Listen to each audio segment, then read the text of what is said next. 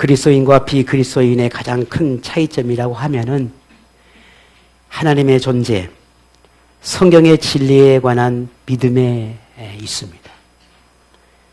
세상이라고 하는 피조된 세계에서 섞여 살며 똑같은 사람으로 존재하지만 다만 그리스도인에게는 다른 점이 있는데 하나님의 자녀, 하나님의 백성, 하나님에게 택함받은 존재, 하나님의 나라를 꿈꾸는 정체성을 가진 사람이라는 점입니다.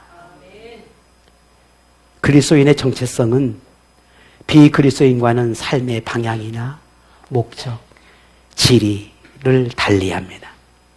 왜냐하면 그리스도인의 정체성 확립의 근간이 하나님의 말씀이기 때문입니다. 그래서 세상은 우리 그리스도인을 바라보는 시선이 다르고 별난 인생을 사는 것처럼 보일 수밖에 없습니다. 그런데 세상의 눈에는 우리 그리스도인이 그리 보이는 것이 그게 옳은 겁니다. 우리 주변의 사람들에게 우리가 그렇게 비춰주고 있다면은 오늘 우리가 그리스도인이 잘 살고 있구나 라고 해도 과언은 아닐 겁니다. 그 반대로 그렇게 크게 느끼지 못한다면 우리는 그리스도인을 제대로 살지 못하고 있는 겁니다. 어떤 사람은 우리의 삶을 들고 틀렸다거나 옳지 않다고 말할 수도 있을는지 모르나 그들이 틀린 것이고 옳지 않는 길을 가고 있는 겁니다. 창조주 하나님이 인생에게 주어진 옳은 삶이 있고 가야 할 길과 방향이 있는데 이를 무시하는 것이니 그들이 우리 그리스도인과 다른 길을 가고 있는 것이 아니라 틀린 길을 가고 있는 겁니다. 다른 것과 틀린 것은 분명 차이가 있습니다. 우리가 가는 길은 세상의 길과 다른 길을 가는 게 아니라 옳은 길을 가고 있는 겁니다. 바른 길을 가고 있는 겁니다. 자, 그러면 우리 그리스도인이 추구해야 할 이 다름의 삶, 이 삶이라는 게 도대체 뭘까? 비그리스도인과 다르게 살아가야 한다는 이 삶, 도대체 이게 뭘까 하는 거예요. 베드로는 본문에서 그리스도인과 비그리스도인 섞여 사는 이 세상에서 우리 그리스도인이 추구해야 할 삶이 무엇인지에 대해서 분명하게 말하고 있습니다. 법과 제도, 경제, 정치, 문화, 전통이라고 하는 이런 모든 것들을 공유하고 살아가는 이 세상에서 어떻게 그리스도인의 정체성을 잃지 않고 살아낼 수 있는지에 대한 가르침이라 할 수 있습니다. 특별히 2024년을 마무리하는 오늘 마지막 주일에 참 오늘 본문은 가장 적절한 말씀이 아니었을까라는 생각을 하게 됩니다. 왜냐하면 한 해 동안 우리가 뒤를 돌아보며 나는 그리스도인의 정체성을 올바르게 세워가며 살았을까? 내 삶 속에서 나는 그리스도인인가? 나는 그리스도인으로 살았는가? 라고 하는 걸 한번 되물어 볼 수 있는 기회가 아닐까? 그리고 우리가 주어진 새로운 해를 또 받아보고 또 준비해 가면서 내가 그동안에 잃어버렸던 것, 혹은 쉽게 생각했던 것, 가볍게 생각했던 그런 정체성들을 우리가 다시 한번 좀 되짚어 볼 수 있는 그런 기회가 아니었을까 하는 걸 생각해 보면 참 오늘 본문이 너무 적절하다라는 생각을 해보게 됩니다. 베드로는 오늘 본문 11절에 그리스도인을 가리켜 거루민 혹은 나그네라고 칭합니다. 이는 그리스도인이 가져야 할 매우 중요한 정체성 중에 하나인데 그리스도는 이 땅에 잠시 머물고 가는 행인 혹은 손님 혹은 이방인과 같은 존재다라고 하는 의미에서 거루민, 나그네라 그렇게 말합니다. 오늘 11절을 우리 한번 다시 읽어보도록 하겠습니다. 11절입니다. 사랑하는 자들아 거루민과 나그네 같은 너희를 권하노니 영혼을 거슬려 싸우는 육체의 정욕을 제어하라. 아멘. 베드로는 이 땅은 우리 그리스도인에게 잠시 머무르는 곳이라지만 그렇다고 우리가 그 잠시의 삶을 그냥 사는 게 아니라 세상 사람과 똑같이 사는 것이 아니라 우리 그리스도인은 영혼을 거스리는 육체의 정욕을 멀리함으로 더욱 하나님이 요구하시는 영적인 삶을 살아내야 한다라고 말하고 있습니다.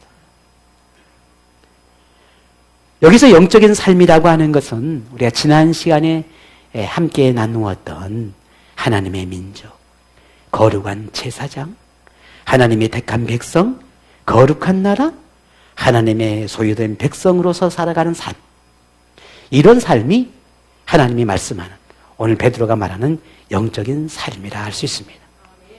그러니 영적인 삶을 회방하거나 혹은 우리의 삶을 타락하게 하는 그런 악한 욕구들을 우리가 멀리해야겠다라고 말하고 있는 겁니다. 이어 베드로는 우리 그리스도인이 추구해야 할 그런 거룩한 삶이 무엇인지를 이제는 구체적으로 이야기해 가고 있는데 그 12절에 이렇게 말합니다. 같이 봅니다. 너희가 이방인 중에서 행실을 선하게 가져 너희를 악행하고 비방하는 자들로 하여금 너희 선한 일을 보고 오시는 날에 하나님께 영광을 돌리게 하려 함이라. 아멘. 우리 그리스도인은 세상에서 선한 일을 행해야 한다라고 하지요. 비그리스도인이 항상 우리 그리스도인을 주시하고 있다는 겁니다. 그리고 그들에게 책 잡힐 일을 행하지 말라는 겁니다. 도리어 우리의 행실을 선하게 해서 비그리스도인들의 비방을 멈추게 해야만이 참 우리 그리스도인의 삶이다. 그렇게 말하고 있습니다. 어느 날 비그리스도인들이 그리스도인이 되어지고 하나님을 영접하게 되고 회개하게 될 건데 그들이 자신의 지난 과거에 그리스도를 비방하거나 하나님의 영광을 가렸던 그 모든 것들을 이제 하나님께 용서를 구하고 그리고 하나님께 영광을 돌리고 하나님의 인정하게 되는 그날이 오지 않겠냐는 거예요. 그러니 오늘 우리가 그들에게 선한 행실을 통해서 그들의 모든 비방하는 입술을 거두도록 우리가 그렇게 삶을 살아내야 하지 않겠냐라고 베드로는 말하고 있습니다. 결국 베드로는 우리 그리스도인들이 선한 일을 하는 것은 우리 자신을 위한 것보다 우리를 통해 하나님이 드러나게 하기 위해서 우리는 선한 일을 해야 한다라고 말하고 있습니다. 그러면서 베드로는 그리스도인이 세상과 비그리스도인에게 보여주어야 할 이 선한 일, 행실이 선한 일이라는 것이 무엇인지를 구체적으로 이렇게 설명하고 있습니다. 참 어렵고 쉽지 않는 그런 말씀인데 우리 한번 13, 14절 두 절을 같이 한번 읽어보겠습니다. 같이 봅니다. 인간의 모든 제도를 주를 위하여 순종하되 혹은 위에 있는 왕이나 혹은 그가 악행하는 자를 징벌하고 선행하는 자를 보상하기 위하여 그의 보낸 총독에게 하라. 아멘.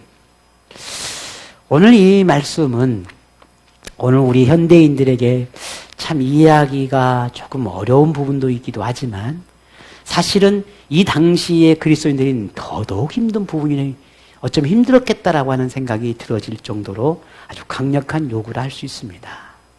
왜냐하면 오늘 이 13, 14절의 말씀은 그 당시의 나라의 법과 질서와 제도와 그리고 왕에게 순종해라 라고 하는 말이거든요. 당시 그리스도인들을 핍박하고 죽이는 로마의 법과 질서나 황제에게 순종하라는 의미예요. 그러니 오늘 우리로서 그 당시를 정확하게 이해할 수 없었던 우리로서는 그저 막연하게 어떻게 그리스도인을 핍박하는 그 황제에게 그의 말을 따르라 할 수 있었을까? 그 로마의 법을 어떻게 따르라고 말할 수 있을까 하는 거예요. 그러니 지금 우리의 눈으로 우리의 생각으로 그 시대를 바라보는 것은 참으로 어렵고 힘든 부분입니다. 억울한 죽음마저도 받아들이라고 하는 건데 소아시아 그리스도인들은 이를 믿음으로 받아들일 수 있었을까 하는 거예요. 나에게 죽음을 빼앗아가는 저들의 그 법에 따르라고 하는데 따를 수 있었을까라는 거예요. 악하고 악법을 행하는 저 황제에게 순종하라 하는데 순종할 수 있었을까 하는 거예요. 쉽지 않죠. 지금 우리로서는 아무리 생각하고 또 생각해 봐도 참 받아들이기가 어렵다라는 생각은 참 벗어나지 못하는 것 같아요. 소아시아 그리스도인들은 어떻게 했을까? 우리의 생각은 어쩌면 그럴는지 모르나 그들은 순종했습니다. 핍박을 받아들이고 부당하고 억울한 법과 황제의 명령에 순종하라고 하는 이 베드로의 가르침에 그들은 따랐습니다. 소아시아 그리스도인들이 베드로의 가르침을 어떻게 따를 수 있었을까? 이해하기 힘들고 받아들이기가 어려웠을 텐데 어떻게 그 베드로의 가르침을 따를 수 있었을까라는 거예요.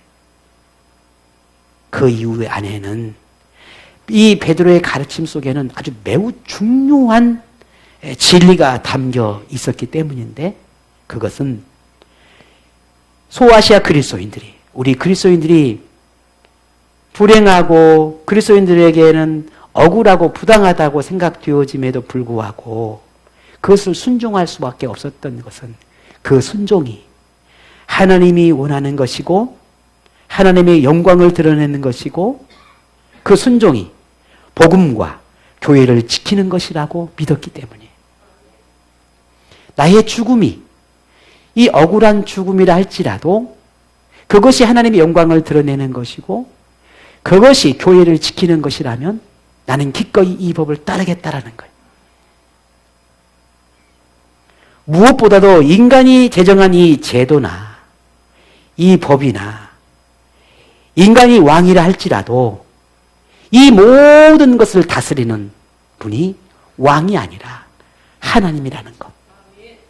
이 왕 위에, 이 제도 위에, 이 로마의 위에, 이 그리스도인 위에 하나님이 계시고 하나님이 주인이고 하나님이 주권을 가지고 지배한다라고 하는 것을 믿었기 때문에 순종할 수가 있었다는 거예요.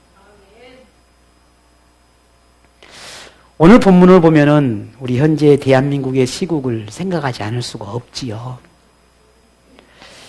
온 국민이 이 나라를 바라보면서 안타깝고 힘겨운 마음이지만 그래도 우리 그리스도인이 희망을 놓지 않은 것은 오늘 이 베드로의 가르침처럼 하나님의 주권, 하나님의 통치가 이 나라와 이 민족과 전 세계를 향하고 있다라고 하는 걸 우리는 믿기 때문에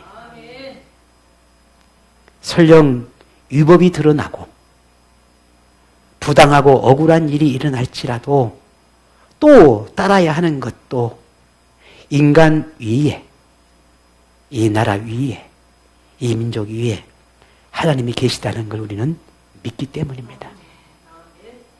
우리는 알 수는 없지요. 우리의 생각에 우리의 마음에 참 많은 잘못된 것들이 보여진 것은 분명한데 그럼에도 불구하고 우리가 순응할 수밖에 없는 것 그것은 하나님의 주권을 가지고 하나님의 주인 되시고 하나님이 이끌어 가시는 역사의 주인이라는 걸 우리가 믿기 때문에 지금 당장은 우리의 생각을 받아들일 수 없고 이해할 수 없겠지만 분명 하나님은 이 또한도 하나님의 일하심이 있고 우리가 알 수 없는 선하심으로 바꿔가고 또 계획해가고 이끌어간 것을 우리가 믿기 때문에 우리는 이 믿음을 바라보고 있고 소아시아 그리스도인도 그 믿음을 바라보았기 때문에 그 억울함 속에서도 죽음을 받아들일 수 있었다라고 하는 사실입니다. 베드로의 교훈은 그 당시 소아시아 그리스도인에게는 절대로 가볍지 않은 그런 가르침으로 틀렸을 겁니다. 그런데도 베드로는 오늘 15절에 그들을 향해 이렇게 이야기하고 있습니다. 같이 봅니다. 곧 선행으로 어리석은 사람들의 무식한 말을 막으시는 것이다. 아멘. 너희의 그 아름다운 그 순종의 모습이, 너희의 그 하나님의 영광을 드러내고자 하는 그 모습이 결국은 세상에 그 비방하는 이들의 말들을 막게 될 거라는 겁니다. 그니 그들은 아멘으로 화답했을 겁니다. 주님의 영광을 가리지 않기 위해, 하나님을 비방하는 이들에게 더욱 비방거리가 되지 않기 위해, 그리스도인과 교회를 향해 책잡을 거리를 찾으라고 하는 혈안이 되어 있는 그들에게 더는 빌미를 주지 않기 위해 그들은 순종의 길을 갑니다. 우리는 지금까지 베드로가 오늘 본문을 통해서 우리에게 주는 모든 그 순종의 행위를 요구하고 있는데, 참 놀랍게도 오늘 본문의 말씀 속에서 우리가 절대로 놓치지 않아야 할, 베드로가 오늘 말하고자 하는 가장 중요한 핵심이 되는 한 가지 그 순종에는 단서를 달았습니다. 그 단서가 주님을 위한 것이어야 한다라는 단서였습니다. 만일 하나님의 말씀과 위배되는 것을 요구하고 명령한다면 이것도 따라야 하는가 하는 질문이에요. 만일 예를 들어서 하나님을 부정하게 한다든지, 하나님을 버리고 우상을 숭배하라 한다든지, 성경의 기본 그 진리를 위배하면서 순종을 요구함에도 불구하고 우리는 순종해야 되는가라는 질문이, 베드로의 대답은 무엇이겠습니까? 아니라는 거예요. 그토록 순종을 요구함에도 단 하나의 단서, 조건, 그것은 주님을 위한 것이었어요. 만일 이 베드로의 교훈이 무조건적으로 순종하라고 요구했다고 한다면은 이 당시에는 더 이상 순교자가 나오지 않았을 겁니다. 왜냐하면 그냥 야, 너네들 너희가 믿는 신앙 버려. 그러면 죽을 일이 없잖아요. 너희가 예배하는 그 하나님 더 이상 예배하지 말고 로마에서 숭배하는 이 신을 너희가 섬겨. 그러면 그들은 죽지 않았을 거예요. 근데 순종하라, 왕에게 순종하라, 법과 제도의 질서에 순종하라 해놓고 오늘 본문에 그 모든 순종의 단 한 가지, 주님을 위해서 순종하라는 거였어요. 이 주님을 위하여 순종하라라고 하는 것은 하나님의 법과 질서와 하나님이 요구하시는 모든 그 진리까지 다 포기하고 무조건 순종하라라고 하는 그런 의미가 아니었다라는 말이에요. 주를 위하여 순종하라라고 하는 그 말씀 안에는 바로 진리, 하나님 말씀을 포기하지 않는 그 믿음 안에서 순종하는 것입니다. 그래서 순교자가 나올 수 있었던 겁니다. 그래서 베드로가 옥에 갇히기도 하고 수없는 핍박과 고난을 받게 되는 이유도 거기에 있었습니다. 모든 법과 질서 안에서 우리 그리스도인 살아갑니다. 아니, 베드로도 그렇게 살아갔습니다. 수많은 그리스도인이 로마의 법에 따라서 살아갔습니다. 순종했습니다. 그러나 단 하나, 예수 그리스도 그 복음만큼은 절대로 포기하지 않았다라고 하는 거예요. 이것이 오늘 베드로가 우리에게 주는 가장 중요한 교훈입니다. 오늘 우리가 세상에 살면서 우리 환경과 상황 속에서 포기하고 때로는 타협하고 때로는 뒤로 하고 많은 것들을 우리가 그렇게 살아가지요. 그럴 수 있지요. 직장에서, 가정에서, 삶의 환경 속에서 우리가 만나는 많은 상황과 환경들이 그렇게 될 수도 있습니다. 그러나 그 모든 상황 속에서 절대로 우리가 포기할 수 없는 것 단 하나, 내가 그리해야 하는 모든 이유가 주님의 영광을 위한 것이어야 한다는 거예요. 단지 비방거리가 되지 않기 위해서, 단지 나를 비방하는 사람들의 말을 닫기 위해서가 아니라 주님의 영광을 위해서, 주님을 위해서 그리 하라는 겁니다. 만일 주님을 위해서 해야 한다면 때로는 세상 사람들이 이해하지 못해 우리를 비방한다 할지라도 그게 주님을 위해서 포기할 수 없는 거라면 포기할 수 없어야 한다는 게 오늘 이 베드로의 가르침이에요. 그래서 베드로는 오히려 소아시아 그리스도인에게 그들에게 닥친 환난이 그리스도인에게는 억울하겠지만 기꺼이 고난을 받아들이고 그들을 선하게 대한다면 그리스도인의 그 모습이 오히려 그들에게 두려움이 되고 악을 손으로 갚는 것과 같으니 이것이 주를 위한 것과 같은 거라고 말하고 있는 겁니다. 그런데 생각해 보면 예수님의 말씀 중에 우리에게 중요한 교훈을 주셨던 말씀이 있습니다. 누가복음 6장 27절 28절에 이렇게 기록해 놨습니다. 너희 듣는 자들에게 내가 이르노니 너희 원수를 사랑하며 너희를 미워하는 자를 선대하며 너희를 저주하는 자를 위하여 축복하며 너희를 모욕하는 자를 위하여 기도하라 하는 말씀입니다.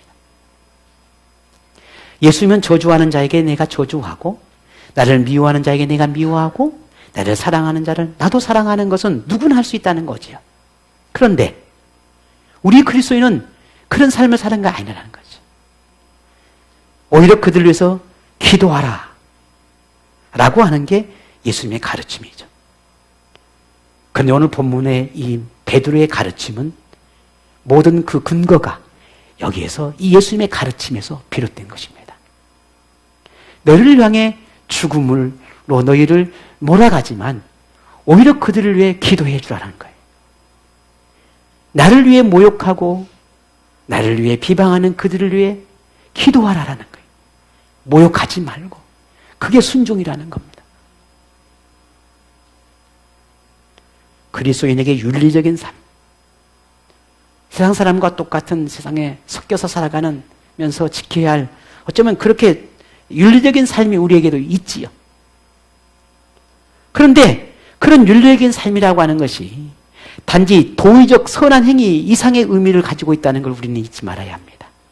그냥 착하게 산다는 그런 의미가 아니라는 거예요. 그냥 바르게 살면 되지라고 하는 그런 의미가 우리 그리스도인에게는 그 이상의 의미가 있다는 말입니다. 자, 우리 쉽게 생각합시다. 왜 우리가 착하게 살아야 되느냐? 주님을 위해서. 내가 왜 바르게 살아야 되느냐? 주님을 위해서. 사람이 지켜야 할 마땅한 선한 행위일지라도 비그리스도인은 자기 윤리적인 자기의 선함을 해서 그렇게 살아내려는지 모르지만 자신의 그 착함을 드러내기 위해서 그렇게 살렸는지 모르지만 우리 그리스도인에게는 하나가 더 있어요. 물론 그렇게 살아야 되지요. 그러나 한 가지 더 무엇이 있습니까? 주님을 위해서 하나님의 영광을 위해서 살아야 한다는 거죠. 어떤 특정 종교단체는 그리스도인에게 선한 삶에 대한 그 삶을 가볍게 여기는 그런 경향이 있는 단체가 있지요. 그 이유를 보면 우리는 이미 구원을 받았고 주님을 통해서 모든 속죄를 받았으니 이제 우리가 그 속죄받고 구원받은 그 이후의 삶에 있어서 실수나 허물들은 구원함에 있어서 그렇게 크게 문제가 되지 않는다고 주장하는 단체가 있지요. 그러나 그렇지 않습니다. 오히려 성경은 우리에게 더 강력하게 선한 삶을 요구해요. 더 강력하게 우리에게 바른 삶을 요구합니다.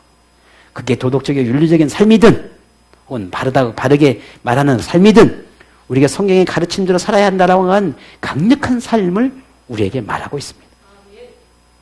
예수님이 그리스도에게 죄를 용서해 주었고 자유를 주었지만 그렇다고 그 자유가 선에 어긋나는 행위를 해도 괜찮다라고 하는 의미를 담고 있지는 않다는 말입니다. 그 반대로 내가 구원받았으니 오늘 우리가 하나님의 자녀가 되었으니 나 같은 죄인을 용서해 주었으니 이제는 그 용서함을 마음에 품고 나의 이후의 모든 삶은 더욱 거룩한 삶을 살아내야 한다라고 하는 그런 믿음의 고백들이 오히려 우리에게 일어나야 합니다. 이게 진짜 은혜를 아는 이의 모습이에요. 베드로는 소아시아 그리스도인들이 구원을 받았고 하나님의 약속된 자녀가 되었다라고 계속해서 강조해 왔었습니다. 그래서 로마의 어떤 요구에도 무조건 순종해도 되는 것이 아니라 그냥 그렇게 조금 실수하고 허물을 지어도 있어도 되는 것이 아니라 오히려 그 거꾸로 더 거룩해라 라고 명확하게 지적하고 있다는 겁니다. 그래서 오늘 본문에 16절에 더욱더 이 소아시아 그리스도인을 향해 강력한 요구를 말합니다. 뭐라고 말합니까? 같이 봅니다. 너희는 자유가 있으나 그 자유로 악을 가르는 데 서지 말고 오직 하나님의 종과 같이 하라. 아멘. 베드로가 로마의 제도나 왕에게 순종하라고 하는 건 하나님의 법과 질서, 가르침 속에서 순종하되 로마의 강압적인 것이나 혹은 억압이 두려워서 그 억지로 순종하는 것이 아니라 그 반대로 너희가 하나님의 영광을 위해서 하나님께 하는 태도에서 된 것처럼 하나님을 향하는 것처럼 순종해라. 그렇게 한 차원 높은 순종을 베드로가 요구하고 있어요. 참 이 베드로의 순종을 보면 우리가 참 어렵고 힘든 부분이긴 해요. 그냥 우리가 알고 있으니까 하나님이 이렇게 하라니까 그냥 그래 억지로 다 순종해야지 라고 순종하는 게 아니라는 말이지요. 그냥 내가 이 순종함이 마땅한 줄 알고 내가 이 순종함이 하나님께 영광을 돌리는 것인 줄 알고 억지로가 아닌 하나님이 주신 은혜를 따라 순종하라고 말하고 있는 거거든요. 오늘 저에게도 대단한 강력한 질문을 제게 하고 있습니다. 내가 억지로 순종하고 있느냐? 기쁨으로 순종하고 있느냐? 즐거움으로 순종하고 있느냐는 질문이에요. 오늘 일산 기도 속에서도 그런 모습이 있었는데 우리가 참 하나님 앞에 어떻게 순종하고 살았냐는 거예요. 어떤 마음으로 하나님 앞에 영광을 살아가고 있느냐는 거죠. 내가 하나님 앞에 충성된 삶을 살고 직분을 감당해 나고 그리스도의 삶을 살아내에 있어서 어떤 마음인가라는 거예요. 참 중요한 질문을 우리에게 던집니다. 이 땅의 손님, 행인과 같은 그리스도인에게 주어진 세상살이는 미움이나 증오나 원수 맺음이 아니라 공경과 사랑을 행하며 선한 행실로 악을 행하고 그리스도를 향해 모욕적인 태도와 비난을 일삼는 세상과 그리스도인들에게 그 태도를 멈추게 하는 것이라고 베드로는 우리에게 분명하게 말하고 있습니다. 잠시 스쳐가는 인생이라 하지만 그 잠깐의 삶을 통해 구원의 하나님을 영화롭게 하고 하나님의 이름이 높아질 수 있도록 덕과 선을 행하는 삶이 되어야 한다는 것이 오늘 우리에게 주는 귀한 교훈입니다. 부당하고 억울한 일을 만나고 가슴 아프고 힘겨운 일을 만날 때 오늘 우리는 어떻게 합니까? 예수님은 우리에게 참 지혜를 가르쳐 주셨는데 그게 오늘 우리가 조금 전에 나누었던 기도하라라는 거였습니다. 저주하는 자 알려 축복하고 모욕하는 자 알려 기도하라 하는 거였습니다. 그러면 우리는 하나님은 그런 우리의 기도를 들어주실 것이고 하나님의 방법으로 손으로 바꾸실 거라고 하는 걸 우리는 믿습니다. 우리가 이것을 믿을 때 비로소 마지막 베드로가 말하는 우리에게 주시는 이 17절의 말씀 앞에 우리는 아멘으로 화답할 수 있을 겁니다. 같이 봅니다. 무사람을 공경하며 형제를 사랑하며 하나님을 두려워하며 왕을 존대하라. 아멘. 인류는 하나님 통치 아래 있고 우리가 삶을 살아가는 모든 만사는 하나님의 섭리가 있다는 걸 우리는 믿습니다. 그렇기에 우리의 모든 생활의 중심이 하나님의 영광을 생각하는 것이 우선순위가 되고 모든 행동의 이유가 하나님을 위한 것이어야 한다는 것을 오늘 우리가 다시 한번 고백하기를 원합니다. 이것이 우리 그리스도인이 잠시 머문 이 땅의 삶이라는 걸 우리가 기억하십시다. 세상의 머무나 세상 사람이 아니고 세상을 따르나 세상을 닮지 않고 세상 속에 있으나 세상의 빛을 발하는 그런 하나님의 종된 삶을 살아가는 오늘 저와 여러분이 되기를 소망합니다.